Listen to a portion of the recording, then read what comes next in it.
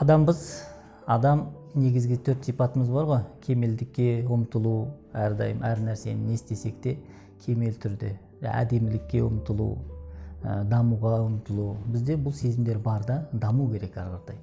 Олай болотун болсо, коомдук карым-катнаста биз бир адам менен өмүр сүрөбүз. Калай болсо да биз жеке тауда өмүр сүрүүгө мүмкүн эмес. Яны бүткүл әлем бир ауыл болгон кезде бири-бирибизге тикелей байланыштымыз.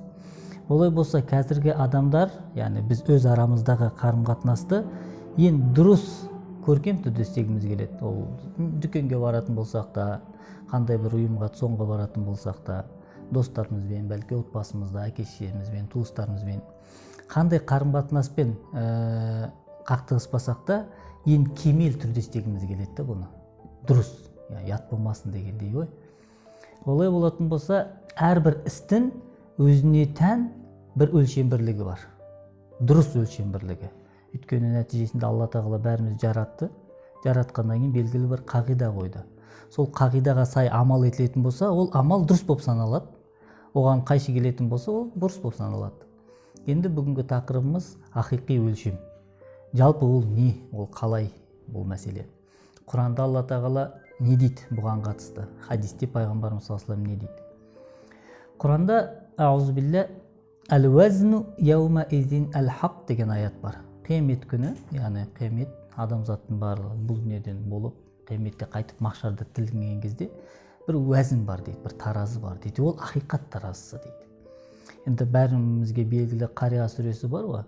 Фәмән сәқулат мавазинуху фахуа фи ишатир радия. Яғни былай ойлайық, бұл жақсы амалдар. Кімнің амалдары ауыр тартатын болса, ол жәннатқа кетеді. Фәмән хаффат мавазинуху дейді. Ал кімнің бұл амалы жеңіл болса дейді. Бұл деген үлкен бір сабақ бар арада.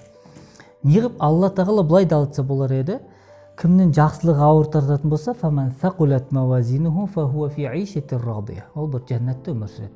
Ал кімнің күнәсі ауыр тартса деп айтпады да. Не деді? Кімнің жақсылығы жеңіл болса деді. Яғни бұл да белгілі на тарапы ауыр бас кетті деген сөзді.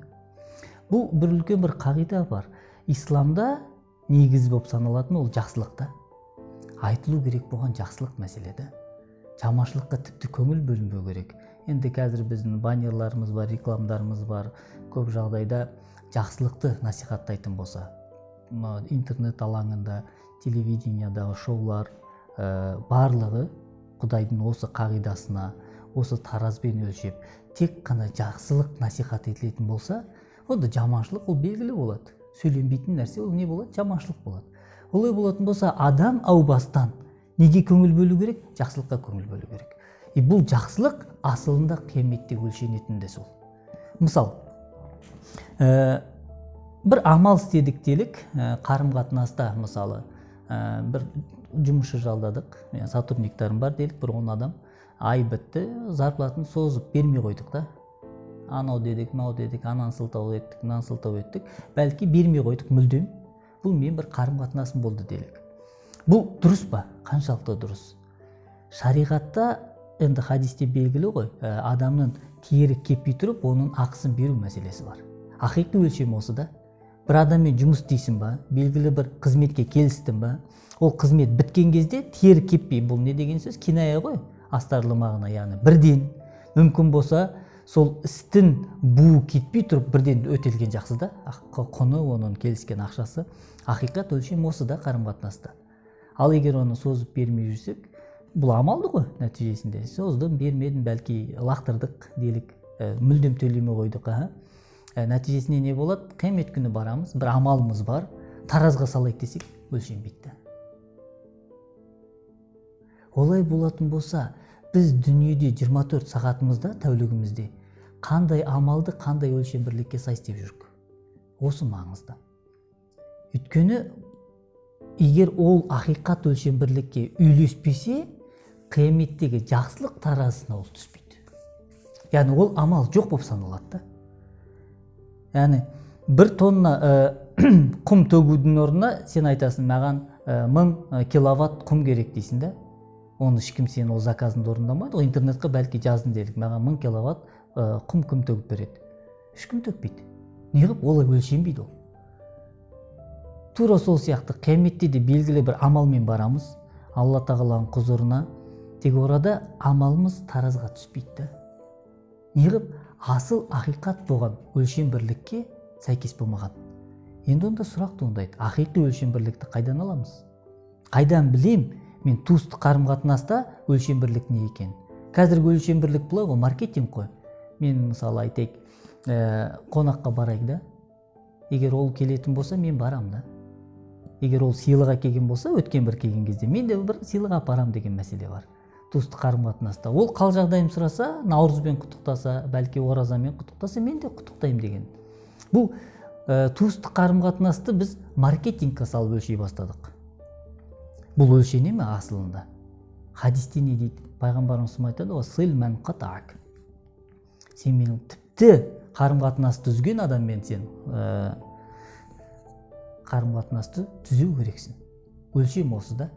Немесе Ахмад ибн Хамбал риуаят еткен хадисте лейса сылату бил мукафи. Туыстық қарым-қатынас мукафи деген, яғни ол келді мен барам деген мағынада емес дейді. Шынайы туыстық қарым-қатынас ол сенмен тіпті үзсе де сен онымен қарым-қатынас істеу керексің. Мәселе осы да өлшенетін. Олай болатын болса, әр істің, бұл біз туыстық қарым-қатынасты айттық қой, немесе жаңа қызметші мен басшының ортасын айттық.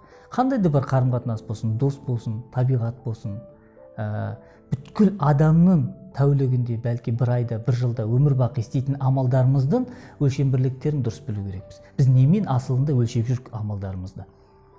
Но алайда бұл өлшем бірліктер мұсылмандарға қатысты. Өйткені Құранда аят бар ғой, «Фәлә нуқиму лахум яумал қиямати вазна». Яғни бұл аяттың басы бар да, «Арайта ман иттахаза илахаху хаваху» дейді. Сен көрдің ба дейді, өзінің илахын, өзінің құдайын, өзінің нәпсін қалауларын құдай ретінде қарайды. Мен осылай қалайын болды дейді, адамдар санасын дейді. Яғни адамның негізгі өлшем бірлік өзі деп ойлаған кезде қатты қателеседі. Бұл менің ойым дейді. Сен ойын түсінікті да, ол сенің асылында нәпсінің мәселесі ғой. Мысалы, делік, жаңағы қарым-қатынаста қызметкер арасында немесе жолда көп жағдайда шоферлардың арасында болып қалады. Ол мені қиды, мен де қырсығып алдына тұрып алдым. Ол сен нәпсін айтып тұр олай. Бәлки ол асығып тұрған шығар, бәлки басқа бір себептер болған шығар. Біз біле алмаймыз ғой асылын.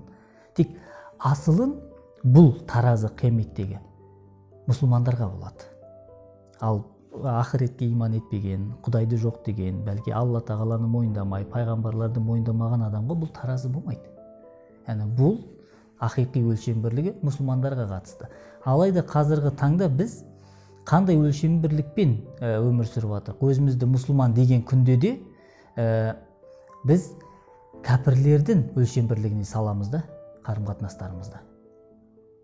Дастархан әдеуі болсын, отбасылық қарым-қатынас болсын, жұмыстағы әріптестермен қарым-қатынас болсын, сырттағы фейс мәселесі, киініп, қоғамда жүру мәселесі, біз шынайы бір мұсылманшылыққа салып жүрік па? Мұсылманбыз дейміз ғой, намаз оқимыз, ораза, Құдайға шүкір ұстаймыз. Тек өмірлік өлшем бірліктеріміз кейбір жағдайларда делік, бәлки кәпірлердікі де алдыға үстем болып кеткен. Біз өзіміздің мұсылманшылық өлшем бірлігімізді қою керекпіз.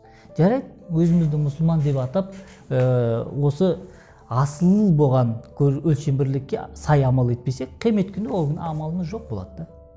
Бұл да ол амал болмайды. Неғып? Біз өзіміздің нәпсімізді Құдай деп санадық. Өзімнің қалауымның қағидасына ердік. Алла тағаланың айтқанын емес, өзімнің шайтани бір сезімдерінің артынан еркеттік та. Бұл амал жоқ болып саналады.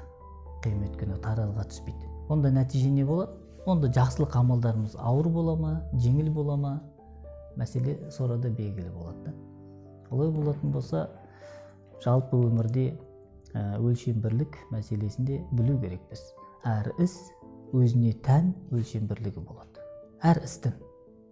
Бұны шатастырып керек жоқ. Әке мен баланың ортасындағы өлшем бірлік бала мен досымен өлшенбейді. Егер әкем звондаған кезде орнынан тұрып сөйлесу мәселесі бар ғой, әкең звондаса жатсаң тұрасың ғой, әлі бәлки отырсан тұрып сөйлесесің. Ол атанан сен.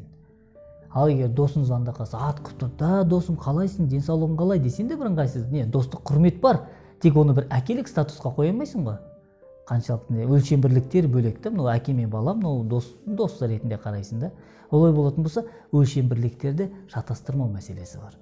Әр істің өзіне тән өлшем бірлігі бар. Бұның да қайнар бұлағы белгілі, баршамызға Құран және сүннет, пайғамбарымыз анық айтқан көп мәселені, бәлки өзі істеген сахабалар да бізге риуаят етті. Пайғамбарымыз мынандай істе, мынандай бір жағдайда бұлай амал етті, олай болса дұрыс өлшем бірлік те сол. Өйткені біздің қияметке дейін ұстазымыз, өмірлік рухани принциптарымыздың негізі ғой енді, басымыздағы тәжіміз. Олай болатын болса, қайнар бұлағымызға қайтып, Құран мен сүннеттегі ақиқи өлшемдерге тоқтау керекпіз.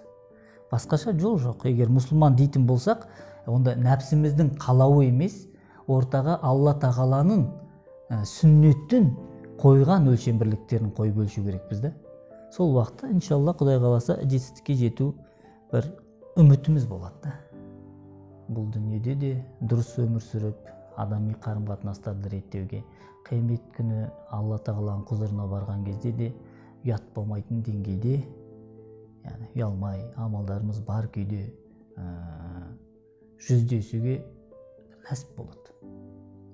Олай болса, ақиқи өлшем бірлікті әр істің өзіне тән болатынын білейік, және сол шеңберде өлшеуді Құдай тағала баршамызға нәсіп етсін.